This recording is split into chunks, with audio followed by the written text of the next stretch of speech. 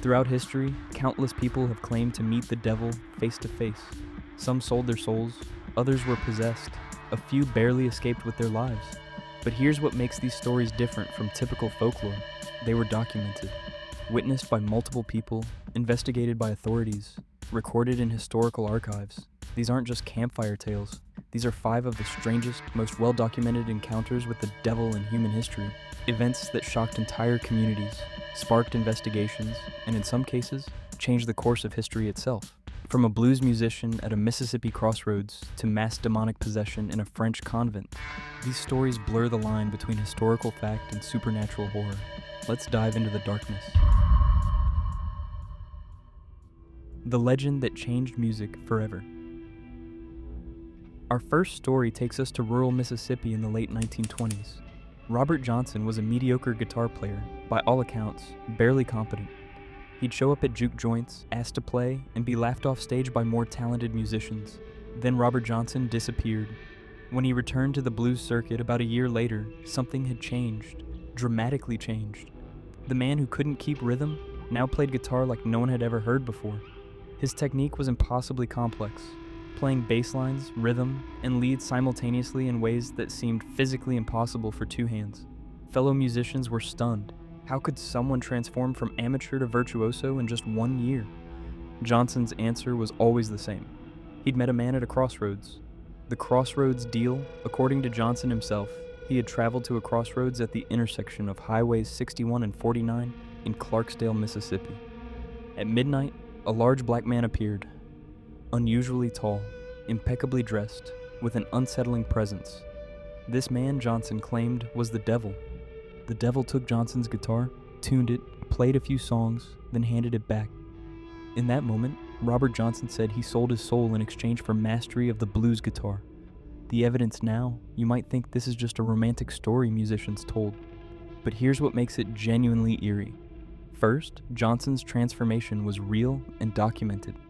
Musicians who knew him before and after testified under oath about the dramatic change in his abilities. This wasn't gradual improvement, it was an overnight metamorphosis. Second, Johnson's lyrics obsessively referenced the devil and crossroads. Songs like Crossroad Blues, Me and the Devil Blues, and Hellhound on My Trail weren't just bluesy metaphors, they were detailed accounts of his alleged deal. Third, and most disturbing, Johnson died at age 27 under mysterious circumstances. He was performing at a juke joint when he suddenly collapsed, convulsing and foaming at the mouth. His last words, according to witnesses, were about hellhounds and the devil coming to collect.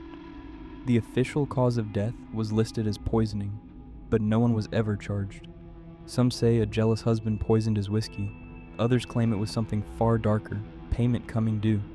The legacy Robert Johnson story became the template for the selling your soul narrative in music. But unlike later pop culture versions, Johnson's contemporaries took it deadly seriously. They believed he had genuinely made a supernatural bargain. Today you can still visit that crossroads in Clarksdale. People leave guitar picks, whiskey bottles, and written requests at the intersection. Some come hoping to make their own deal. Whether Robert Johnson actually met the devil or simply cultivated a powerful myth, his encounter at the crossroads remains one of the most influential supernatural legends in American history. And it all started with a real person, real witnesses, and a transformation that no one could explain. When an entire convent became hell on earth. Our second encounter takes us to 1632 in the small French town of Loudun. What happened here was so disturbing, so well documented that it sparked investigations by the Catholic Church, the French government, and became one of the most famous cases of alleged demonic possession in European history. The setting, the Ursuline convent in Loudun, was home to 17 nuns, led by Mother Superior Jeanne d'Ange. By all accounts, it was a typical religious institution, until the day the screaming started. It began with Mother Superior Jeanne. She claimed that the ghost of the convent's former confessor, Father Mousseau, was appearing to her at night, making sexual advances. Then the visions changed. It wasn't Father Mousseau anymore, it was demons. The outbreak, within weeks, the possession spread like a contagion. One by one, the nuns began exhibiting bizarre behavior, screaming in voices that didn't sound human, speaking in languages they had never learned, including Latin, Greek, and Hebrew, performing impossible physical contortions. bending backward until their heads nearly touched their feet, exhibiting supernatural strength, requiring multiple men to restrain them, making obscene gestures and shouting blasphemies during Mass, claiming intimate knowledge of people's secret sins, the accused, Father Urbain Grandier. The nuns, during their fits, repeatedly named their tormentor, Father Urbain Grandier, a handsome, charismatic priest from a nearby parish. They claimed Grandier had sent demons to possess them through a pact with Satan. Here's where the story gets complicated. Grandier was known for his affairs with local women and had made powerful political enemies. Many historians believe the possession was a conspiracy to destroy him, but the documented events are harder to explain away. The exorcisms of public exorcisms were performed, and this is where things became truly strange. Thousands of spectators came to witness the spectacle. What they saw was documented by multiple independent observers, including skeptical physicians and government officials. The nuns would go into violent convulsions at the mention of holy names. When presented with holy water that they didn't know was holy water, they had no reaction. But when presented with regular water they were told was holy, they still reacted violently, suggesting they somehow knew the difference. During one exorcism, a nun named Sister Claire spoke in perfect Turkish, a language she had never studied, describing in detail events happening in Constantinople at that very moment. Weeks later, travelers from Constantinople confirmed those events had actually occurred. The verdict: despite maintaining his innocence, Father Grandier was convicted of witchcraft and burned at the stake in 1634. According to witnesses, even as the flames consumed him, the possessed nuns continued writhing and screaming in the church nearby. But here's the disturbing part: the possessions didn't stop after Grandier's death. They continued for years. Mother Superior Jeanne des Anges claimed to be possessed by 7 demons, including Asmodeus, the demon of lust, and Balaam, a demon who made her blaspheme. The physical evidence: in 1635, during a particularly violent exorcism, witnesses reported that names appeared on Mother Superior Jeanne's body, carved from the inside, in reverse, including Joseph, Francis, and Mary. These marks reportedly remained for weeks and were examined by physicians. Modern interpretations: skeptics argue this was mass hysteria, sexual repression, or political conspiracy. Believers point to the documented supernatural elements, the languages, the physical marks, the knowledge of distant events.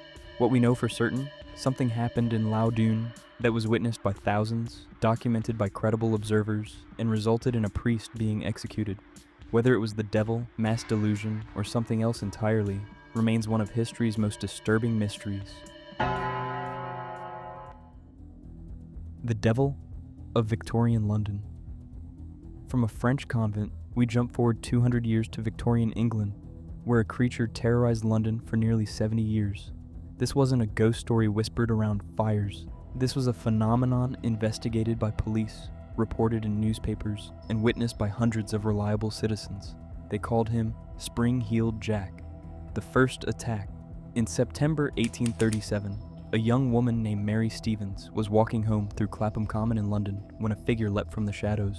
She described him as having a terrifying appearance: eyes that glowed red like burning coals, a mouth that spat blue flames, hands with claws like talons, the ability to leap over tall fences in a single bound. The creature tore at her clothing and clawed her face before she screamed. Witnesses came running, but Spring-Heeled Jack leapt over a 9-foot wall and disappeared into the darkness. Mary Stevens was found in shock but alive. The police investigated but found nothing. They assumed it was an isolated incident, a man in costume playing a cruel prank. They were wrong. The attacks multiply. Over the next several months, attacks occurred across London. The pattern was always the same. Spring-Heeled Jack would target young women, appear suddenly from impossible heights or distances, assault them, and then escape by leaping over buildings or walls that no human could possibly clear. Witnesses consistently described the glowing eyes, the flame-breathing, and most disturbingly, the demonic laughter. In February 1838, he attacked Lucy Scales and her sister. Lucy described how a figure dropped from a rooftop directly in front of them, breathed blue fire in her face, then escaped by leaping onto a building. Lucy suffered temporary blindness from whatever the fire was and was in shock for days. The most famous attack: just days later came the attack that made Spring-Heeled Jack a national phenomenon. 18-year-old Jane Alsop answered a knock at her door. A man claiming to be a police officer said they had caught Spring-Heeled Jack nearby and needed a light. When Jane brought a candle, The figure threw off his cloak, revealing himself as the demon. He grabbed Jane, tearing at her clothes and hair. Her screams brought her family, and Spring-Heeled Jack fled, but not before multiple family members got a clear look at him. Their descriptions matched all the others: metallic claws, glowing red eyes, the ability to spit blue flame, and most impossibly, the power to leap completely over their house to escape. Police Investigation Scotland Yard took the case seriously. The Lord Mayor of London received so many reports that he made an official statement about Spring-Heeled Jack. Rewards were offered, police patrols increased, but Spring-Heeled Jack was never caught. Decades of terror. Here's what makes this truly bizarre. The sightings continued for nearly 70 years. The last confirmed report was in 1904, making Spring-Heeled Jack's reign of terror one of the longest in criminal history. The attack spread beyond London, to Birmingham, Liverpool, even reports from Scotland. Always the same description, always the impossible leaping ability. Theories and evidence skeptics proposed various explanations. An acrobat in costume, a nobleman playing elaborate pranks, mass hysteria, but none of these explained certain facts. How could someone maintain these attacks for 70 years? Even if multiple people were involved, the consistency of description across decades and different cities is remarkable. How did he leap over buildings? Some witnesses described jumps of 20 to 30 feet, physically impossible for any human, even with spring-loaded boots. What was the blue flame? Chemical analysis wasn't sophisticated enough at the time, but witnesses described burns and temporary blindness, suggesting something more than theatrical fire. Was he the devil?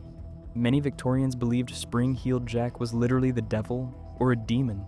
Penny dreadfuls, cheap publications, depicted him with horns and a tail. Churches held special services to ward him off. The name Spring-Heeled Jack itself suggests something not quite human, a creature that defies gravity and natural law. Whether he was a devil, a remarkably dedicated prankster, or something science still can't explain, Spring-Heeled Jack remains one of the most documented and longest-lasting encounters with a seemingly supernatural entity in modern history. And the truly disturbing part? We still don't know who or what he was. Born of a mother's curse. Our fourth encounter brings us to the Pine Barrens of New Jersey. And unlike our previous stories, this one begins with a documented birth, a birth that would create America's most enduring regional monster. The legend's origin. In 1735, a woman named Deborah Leeds, some versions say her name was Jane, was pregnant with her 13th child. The Leeds family lived in the desolate Pine Barrens of New Jersey, struggling in poverty. When Deborah went into labor during a violent thunderstorm, she was exhausted, poor, and desperate. As the labor pains intensified, witnesses claimed she screamed a curse, "Let this one be the devil." According to multiple accounts from midwives present, the child was born appearing normal. But moments after birth, it began to transform before their eyes. Its face elongated into a horse-like snout. Bat wings sprouted from its back. Its feet transformed into hooves. A forked tail emerged. It grew to enormous size within minutes. The creature allegedly killed the midwife, attacked its own mother, then flew up the chimney and disappeared into the Pine Barrens, where it supposedly still lives today. The historical record. Now, you might dismiss this as pure folklore, but here's what makes it interesting. There are historical records of a Deborah Leeds in the Pine Barrens in the 1730s. The Leeds family was real, and strange sightings in the area began being documented almost immediately after 1735. The 1909 phenomenon. The Jersey Devil became a nationwide sensation in January 1909, during what became known as the Week of Terror. Over the course of 7 days, thousands of people across New Jersey and Pennsylvania reported seeing the creature. And these weren't isolated cranks. These were police officers, postmasters, businessmen, and entire crowds of witnesses. The reports were so numerous that factories shut down, schools closed, and towns organized armed hunting parties. Documented sightings. On January 16, 1909, the Bristol, Pennsylvania postmaster saw the creature on the banks of the canal. He described it in an official report, horse-headed with wings and leaving tracks unlike any known animal. Those tracks were the most compelling evidence. Hundreds of people saw them, hoofprints that appeared on rooftops, along frozen rivers, and in places no known animal could reach. Zoologists examined the tracks and couldn't identify them. On January 19, 1909, in West Collingswood, New Jersey, dozens of people saw the creature attack a trolley car, screaming and attempting to break the windows before flying away. Police officers in Camden fired shots at it, all missed or had no effect. Scientific investigation, the Philadelphia Zoo offered a $10,000 reward for its capture. Professional hunters scoured the Pine Barrens. The phenomenon was taken seriously enough that the National Guard was reportedly put on alert. Despite this, the Jersey Devil was never caught. The intensive sightings died down after that week in 1909, but reports have continued sporadically for over a century. Modern encounters. Even today, people report seeing the Jersey Devil. In 1960, merchants in Camden offered a $10,000 reward. It was never claimed. In 1993, a forest ranger reported a large flying creature matching the description. In 2015, a photograph went viral claiming to show the Jersey Devil, later disputed, the devil connection. So why include this in a list about encounters with the devil? Because unlike Spring-Heeled Jack or other cryptids, the Jersey Devil is explicitly tied to a satanic origin, born from a mother's curse, transformed through diabolic intervention. The creature's appearance matches medieval depictions of demons, the hooves, the wings, the horse-like face. Some paranormal researchers classify it not as a cryptid, but as a demon that has physically manifested in our world. Whether it's a real creature, a demon, or mass delusion spanning 3 centuries, the Jersey Devil represents one of the most persistent claims of a devil-born entity in American history, complete with birth record, eyewitnesses, and physical evidence in the form of unexplained tracks. And it all started with a desperate mother's curse in 1735. The devil came to New Hampshire. Our final story is perhaps the most businesslike of all. A literal contract negotiation with the devil, witnessed, documented, and ending in a way that shows even Satan can be outsmarted. The man who made a deal. Jonathan Moulton was a real historical figure, a brigadier general in the colonial militia, a wealthy landowner in Hampton, New Hampshire, and by all accounts, extraordinarily greedy. Born in 1726, Moulton built his fortune through shrewd business, questionable dealings, and an obsessive pursuit of wealth that scandalized his community. But he wanted more. He always wanted more. According to accounts from multiple contemporaries, on a cold night in 1769, Jonathan Moulton made an appointment with the devil. The contract Moulton was specific in his demands. He wanted his boots filled with gold coins once a month, every month for the rest of his life. In exchange, the devil would receive Moulton's soul upon death. The devil agreed. The first payment arrived exactly as promised. Moulton woke to find his boots overflowing with gold coins. The second month, the same. Witnesses, including Moulton's servants and family, saw the gold and couldn't explain its origin. The deception. But Jonathan Moulton was clever. Before the third payment was due, he had a plan. Moulton removed the soles from his boots. Then he cut holes in his floorboards and positioned the boots directly over his basement. When the devil came to fill the boots, the gold poured through the boots, through the floor, and into the basement below. The devil, bound by the exact words of the contract, filled the boots as agreed, but ended up filling Moulton's entire basement with gold. The devil's revenge. When the devil discovered Moulton's deception, he was furious. According to the story, Satan appeared to Moulton in a rage, declaring the contract void due to fraud. But here's where the historical record gets interesting. On the night of October 14th, 1769, Jonathan Moulton's mansion mysteriously burned to the ground. Multiple witnesses reported that the fire started simultaneously in different parts of the house, something that puzzled investigators.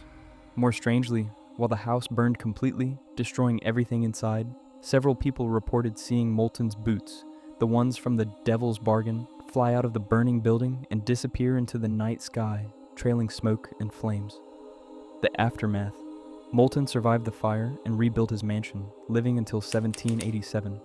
He died a wealthy man, though significantly less wealthy than he had been before the fire. When Moulton's grave was opened years later for reburial, according to local legend, the coffin was empty, nothing inside but sulfur and ashes. Historical evidence. What makes this story compelling isn't just the legend, it's the documented facts. Jonathan Moulton was a real person, well documented in historical records. His mansion really did burn under mysterious circumstances in 1769. Contemporaries really did gossip about his deal with the devil. These weren't rumors that started later, they were contemporary accounts. His sudden wealth was real and unexplained, leading to persistent questions about its source. The story was recorded in multiple independent sources within his lifetime. The message, the story of Jonathan Moulton, serves as a cautionary tale. Even if you think you can outsmart the devil, there's always a price to pay. Moulton got his gold and lost everything else. Unlike Robert Johnson, who gained talent, or the nuns of Loudun, who suffered possession, Moulton's encounter was purely transactional. He wanted wealth, made a deal, tried to cheat, and paid the consequences. It's the most American of all devil stories, a business negotiation that went wrong.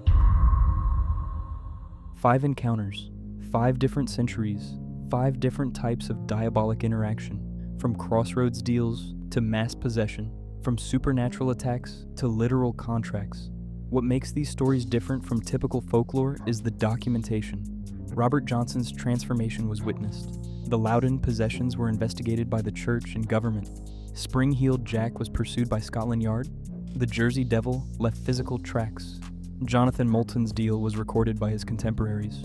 Were these genuine encounters with the devil, mass delusion, elaborate hoaxes, coincidences that got mythologized? The truth is, we'll never know for certain. What we do know is that these events happened, or at least hundreds of credible witnesses believed they happened. And that belief shaped history, influenced culture, and created legends that persist centuries later. Whether the devil is real or not, humanity's encounters with the idea of the devil and the consequences of those encounters are undeniably real and endlessly fascinating. The question isn't whether you believe in the devil. The question is, if the devil appeared at your crossroads, in your convent, on your doorstep, or in your dreams, would you recognize him? And more importantly, would you be ready?